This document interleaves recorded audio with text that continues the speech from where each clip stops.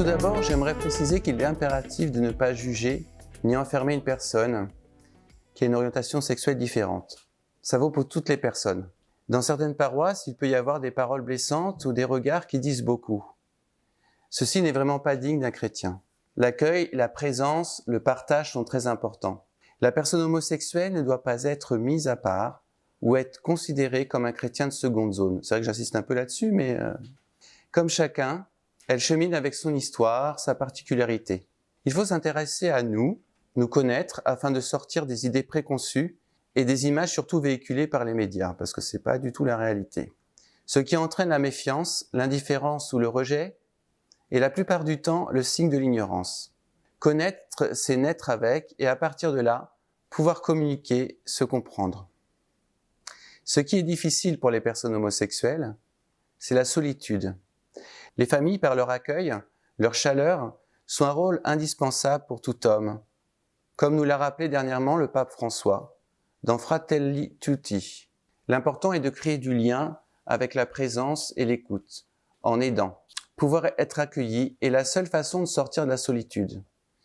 C'est quand la fraternité dépasse les liens du sang, quand on commence à se sentir co-responsables, co-créateurs ensemble.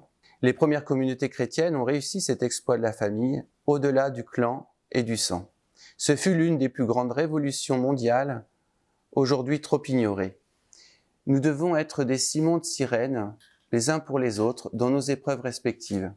De nombreuses familles découvrent l'homosexualité de leur fils ou de leur fille.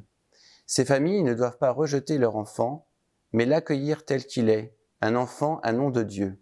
Elles doivent l'aimer, le chérir et le comprendre. Ne le jugez pas, accueillez ce qu'il vit non pas comme un obstacle, mais comme un défi pour diffuser encore plus d'amour. Chers parents, ne vous flagellez pas sans cesse en vous demandant « mais qu'ai-je fait pour qu'il soit ainsi ?» Aimez-le dans la tendresse, il en a besoin. Votre présence et votre soutien sont primordiaux. Qui mieux que sa famille pour vous aimer, vous comprendre, vous aider?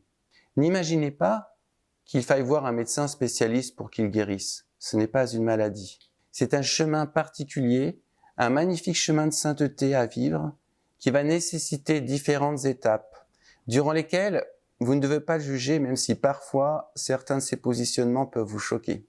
Remettez tous les jours votre enfant à Dieu dans la prière.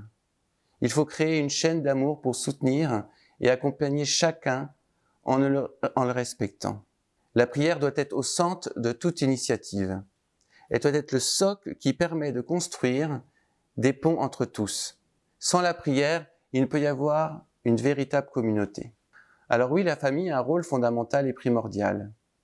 L'avenir de l'humanité passe par la famille, disait Saint Jean-Paul II.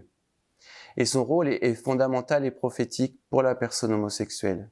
La personne homosexuelle peut aussi énormément apporter aux familles. Mon équilibre affectif dépend de tous ceux qui m'entourent, en famille ou non. Les familles rayonnent leur amour autour d'eux, d'une manière toute spéciale, et la personne homosexuelle peut bénéficier de cette chaleur, comme tout autre.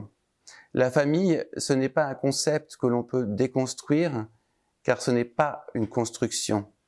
Ce n'est pas fabriqué, ça éclot, ça grandit, ça s'épanouit. Ce que je veux dire, c'est qu'on ne peut pas faire famille de n'importe quelle manière.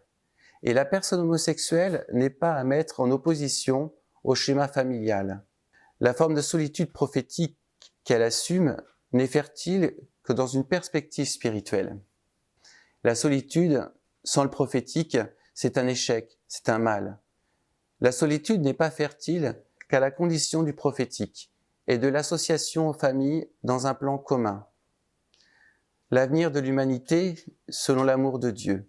La famille, c'est avant tout la matrice dans laquelle grandit l'enfant, après le ventre de la mère. C'est une matrice protectrice, l'apprentissage de la qualité d'homme et de femme. La personne homosexuelle bénéficie aussi de cela, pour peu qu'elle ait la chance d'avoir une famille aimante.